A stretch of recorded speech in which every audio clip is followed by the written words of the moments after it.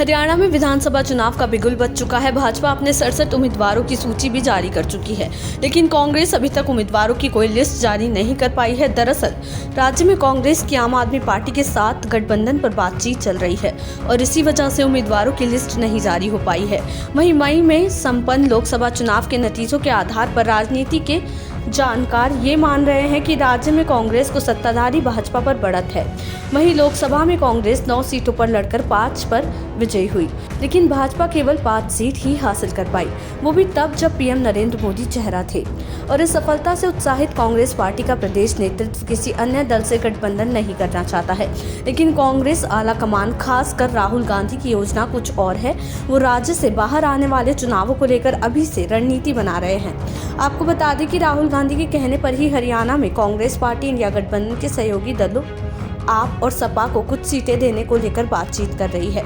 सूत्रों के मुताबिक हरियाणा में आम आदमी पार्टी ने कांग्रेस से 10 सीटें मांगी हैं और अब इस बात का तर्क है कि लोकसभा चुनाव में गठबंधन के तहत पार्टी ने एक सीट पर चुनाव लड़ा था और इसी फॉर्मूले को विधानसभा में भी लागू रखा जाए।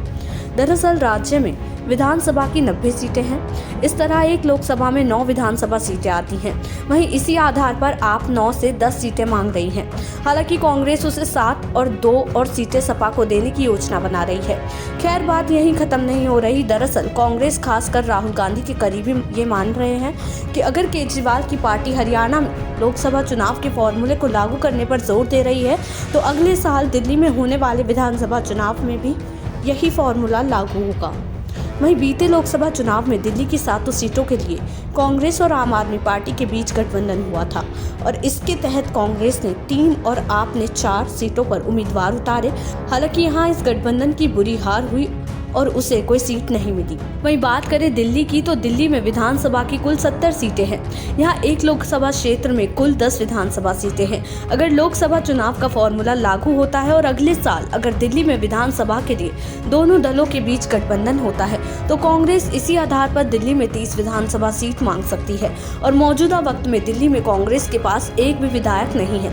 इसके अलावा 2020 के विधानसभा में दिल्ली में आपको बम्पर जीत मिली थी, वहीं उसे यहाँ की 70 में से 67 सीटें हासिल हुई थी और कुछ ऐसी ही स्थिति 2015 में भी देखी गई थी।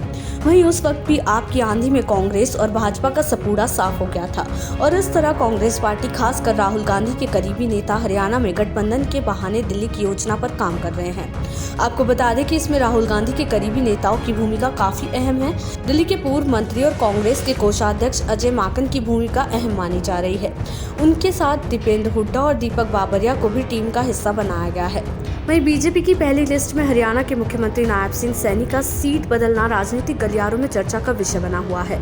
जी हां, सीएम नायब सिंह सैनी जो अभी तक करनाल सीट से विधायक थे और अब वो लाडवा सीट से चुनाव लड़ेंगे। आपको बता दें कि लाडवा सीट के मौजूदा विधायक कांग्रेस के मेवा सिंह हैं। ऐसे में इस सीट पर लड़ाई दिलचस्प होने की उम्मीद है और भारतीय जनता पार्टी ने उम्मीदवारों की पहली लिस्ट में जाट और ओबीसी के 11 उम्मीदवारों को टिकट दिया है।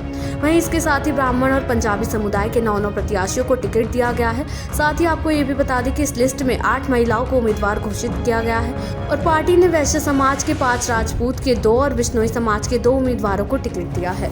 देश दुनिया की ऐसी ही तमाम खबरों के लिए देखते रहें समय डिजिटल।